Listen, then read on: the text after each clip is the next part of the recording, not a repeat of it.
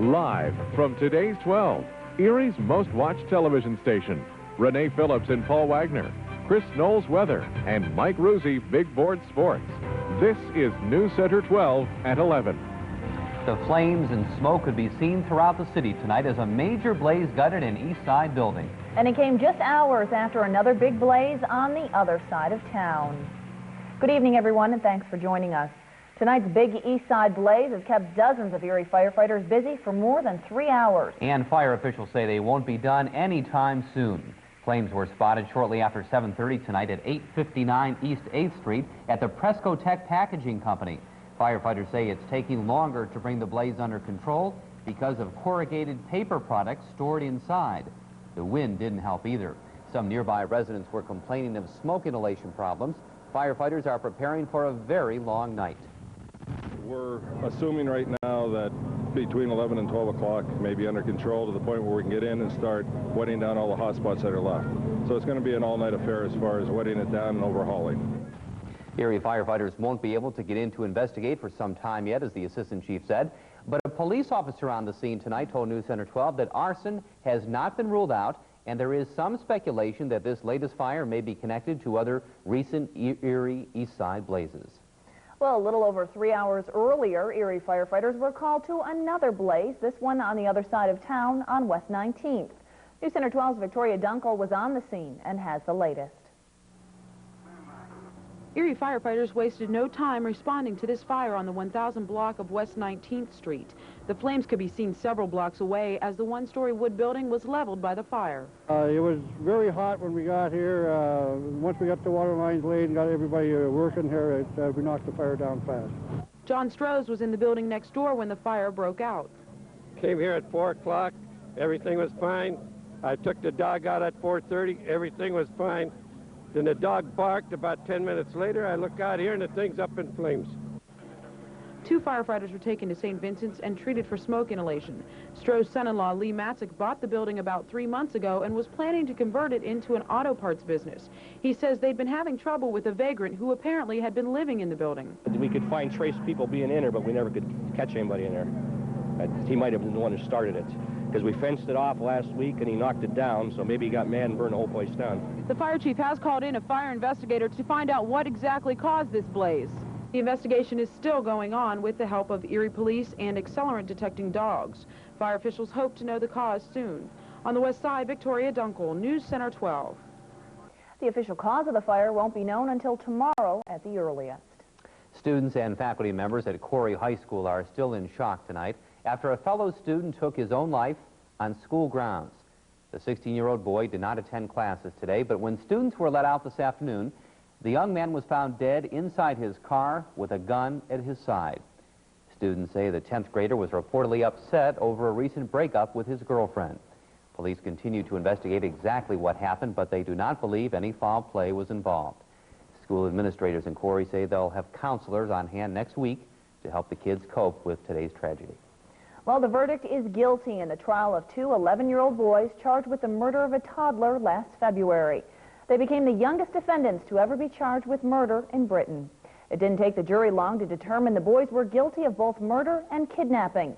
The boys were immediately sentenced to a secure facility. The judge called their conduct cunning and very wicked. The 2 young defendants, Robert Thompson and John Venables, cried as they were led away. A videotape taken by a store camera had shown the toddler being led away in a shopping mall earlier this year. The crime prompted outrage throughout the country. It was a case that attracted the attention of the nation. A teenager who was switched at birth, divorcing her biological parents. She won the case. But now a stunning new development. A nurse's aide says the switch was no accident. She said the girl was swapped intentionally with the knowledge of doctors, swapped for a child with heart problems. Now the biological parents of Kimberly Mays, Ernest and Regina Twigg, say they want the allegations investigated. We're going to ask the sheriff of Hardy County to open an investigation to interrogate the people that she implicates. However, the attorney concedes the new revelations won't affect other court rulings as long as Robert Mays, the man who raised Kimberly, was not involved in the swap. Mays has denied any wrongdoing. President Clinton has reason to smile tonight. A controversial gun control bill he supported has finally been passed. The Brady bill was enacted after a Republican filibuster finally ended. Former White House Press Secretary Jim Brady, the inspiration for the bill, was in the Oval Office to hear news firsthand. And we're all happy as can be. And we thank you very much for a wonderful session of Congress and a wonderful ending. Right, we think it was kind of a capstone of the whole session to get the Brady bill behind us. After the bill is signed next week, folks will have to wait 5 days to buy handguns while authorities run background checks. But next year, opponents will push for a nationwide instant background check, and if that's passed, the waiting period would be abolished. Well, the day before Thanksgiving traditionally kicks off the busiest travel time of the entire year, and today was no exception. The Erie Airport terminal was crowded with travelers in a hurry to get to their destination for the holiday. Despite the crowds and the long lines, most of the folks we talked with said it was all worth it. It's really important to me. I've been away from them, but not for this long, and I really, I'm looking forward to going back and seeing my parents and seeing a new... Oh, yeah, very important, yes. Yeah, it's because they're not going to be home for Christmas, and so this is going to be Christmas and Thanksgiving together. Some advice from experts is to arrive early, double-check your departure times, and plan ahead.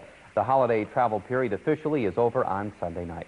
Our state highways are just as busy this holiday weekend, and troopers say they'll be monitoring motorists to keep interstate highways safe. Pennsylvania State Police say they're increasing patrols and plan to crack down on drunk drivers.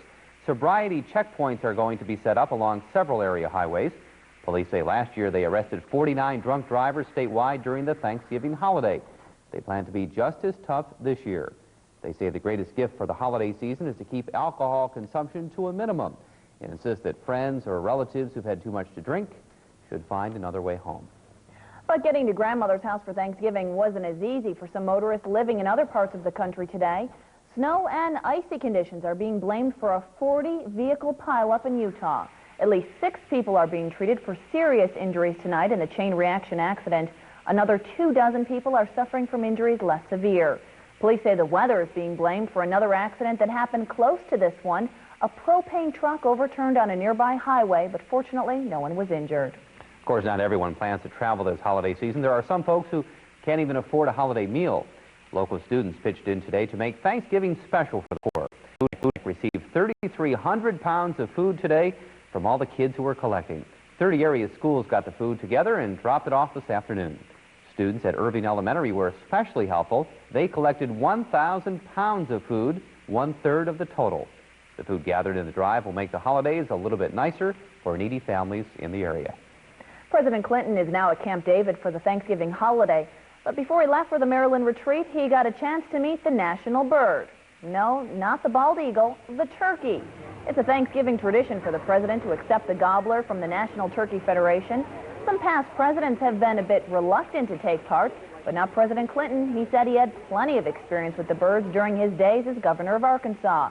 On a more serious note, the president urged the crowd to remember others not so fortunate this holiday.